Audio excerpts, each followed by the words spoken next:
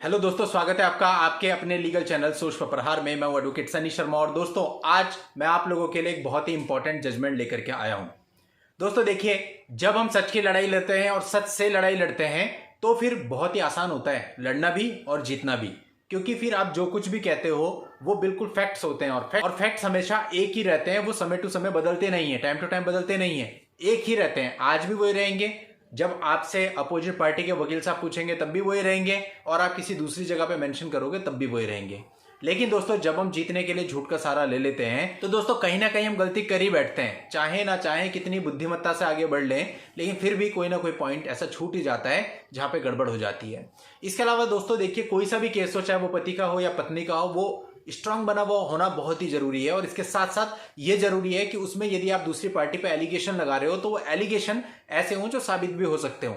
हवा में लगाए गए एलिगेशन से कुछ नहीं होता। ठीक है, कुछ समय के लिए दूसरी पार्टी परेशान जरूर हो जाएगी, लेकिन बाद में परेशानी आपको भी उठानी पड़ेगी, क्योंकि वो वहां से फ्री हो जाएगा। फ्री होने के बाद हो सकता है वो आप पे डिफेमेशन का केस डाल दे या फिर कुछ और, या हो सकता है कि झूठ बोलने के लिए कोर्ट से कोई कार्यवाही करवा दे, तो आपको दिक्कत आ सकती है। तो दोस्तों देखिए, जैसा आप सब लोग जानते हैं, आज के समय में वेग एलिगेशन के बेस पे बहुत सारे केसेज किए जाते हैं। तो यहां आज के इस वीडियो में हम बात करेंगे डीवी के एक ऐसे ही केस की जहां पर वेग एलिगेशन लगा दिए गए, वो भी परिवार के 7 लोगों के खिलाफ। अब कोर्ट ने इस पर कैसे ऑब्जर्वेशन लिया और सब कुछ आज के इस वीडियो में मैं आपको बताने वाला हूं, एक्सप्लेन करने वाला हूं। और दोस्तों मैंने जैसे पहले भी आपको बताया कि यदि आप तरह तरह के जजमेंट्स को रोज देखते हो, पढ़ते हो, समझते हो, तो उससे आपको पता चलता है कि कोर्ट का रुख कैसा होता है, कोर्ट प्रैक्टिकली किस तरह से काम करती है। इससे आप समझ सकते हो कि आपको अपने अपने मामलों में कैसे आगे बढ़ना है। तो इसलिए जिनके भी मैट्रिमोनियल डिस्प्यूट चल रहे हैं, चाहे उनका जेंडर कोई भी हो, वो जजमेंट्स को जरूर पढ़ें, उनको समझें। और दोस्तों आगे बढ़ने से पहले आपसे कहना चाहूंगा कि यदि आपने अभी तक भी चैनल को सब्सक्राइब नहीं किया है तो चैनल को सब्सक्राइब करके नोटिफिकेशन बेल पर जरूर क्लिक कर लें, क्योंकि आपके लिए इस प्रकार के नए नए केस की स्टडी मैं लेकर के आता रहता हूं। अब दोस्तों इस मामले में पत्नी ने परिवार के 7 लोगों पर डीवी का केस दर्ज करवा दिया। इसके अलावा उसने 498A का केस भी दर्ज करवा रखा था और उसमें भी पति और बाकी के रिलेटिव्स के नाम थे। अब दोस्तों इसमें एग्जेम्पशन की एक एप्लीकेशन लगाई गई जो कि कोर्ट ने खारिज कर दी और BW यानी बेलेबल वारंट जारी कर दिए। अब यहां पर रिस्पोंडेंट्स ने बताया कि वो लोग कभी साथ रहे ही नहीं है, तो ये मामला नहीं बनता है।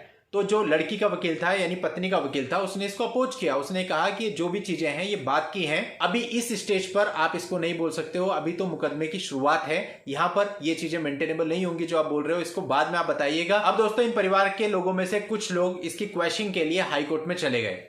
अब हाईकोर्ट ने ऑब्जर्व किया सारी चीजों को, तो यहां पर वाइफ ने अपनी पिटीशन में एक स्टेटमेंट दी हुई थी कि वो फला फला तारीख से अपने हस्बैंड और बाकी के सारे रिलेटिव्स के साथ में इस पर्टिकुलर एड्रेस पे रह रही है, ताकि डोमेस्टिक रिलेशनशिप क्रिएट हो जाए।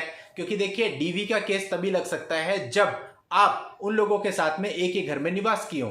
तो पत्नी ने ये दिखा दिया कि वो इतनी तारीख से इस घर में अपने पति और इन सारे रिलेटिव्स के साथ रह रही थी। अब दोस्तों जब ऑब्जर्वेशन की गई, सारी चीजों को देखा गया, तो पत्नी अपनी पिटीशन में उन 7 लोगों के एड्रेस अलग अलग दिखा रही थी। पिटीशन की शुरुआत में जहां पे सबके नाम लिखे जाते हैं वहां पर हर एक का एड्रेस अलग था, लेकिन पिटीशन के अंदर वो ये कह रही थी कि मैं इन सबके साथ इतनी तारीख से एक ही घर में रह रही हूं। तो यहां से साफ पता चल गया कि वो झूठ बोल रही है। अगर एक ही घर में रह रही है तो सबका एड्रेस भी एक ही होना चाहिए था। सबका एड्रेस पिटीशन में उसने अलग लिखा है, लेकिन पिटीशन के अंदर वो ये चीज लिख रही है कि वो सबके साथ एक ही घर में रह रही है। तो कोर्ट ने इस चीज को देखा। इसके अलावा जिस दिन उसने क्रूअल्टी दिखाई थी उस दिन उसके जो पति थे वो वहां पे थे ही नहीं, वो हैदराबाद में थे। तो दोस्तों कोर्ट ने इन सारी चीजों से यह माना कि पत्नी ने इसमें जो भी एलिगेशन लगाए हैं वो सारे वेग हैं, वो किसी भी तरह से सत्य प्रतीत नहीं होते हैं। और इन सारी चीजों को मानते हुए डीवी की जो ये पिटीशन थी इसको क्वैश कर दिया। तो दोस्तों आपके भी मामलों में ऐसा कई बार होता है कि घटना मनगढ़ंत होती है, ऐसी घटना कभी घटी ही नहीं होती है। हो सकता है उस समय के कोई एविडेंस आपके पास मिल जाए, या फिर इस तरह के वेग एलिगेशन होते हैं जिसमें ना तो डेट होती है ना टाइम होती है, बस एक घटना को लिख दिया जाता है। तो इस तरह की चीजें कोर्ट में दोस्तों नहीं चलती हैं। अगर आपके साथ ऐसा हो रहा है तो ऐसे मामले में आप क्वेश्चनिंग के लिए अप्रोच कीजिए और आपके पास जो भी एविडेंस है उसको कोर्ट के सामने रखिए। तो आपके मामले की क्वेश्चनिंग भी इसी तरह से हो सकती है जैसे कि इस मामले में हुई।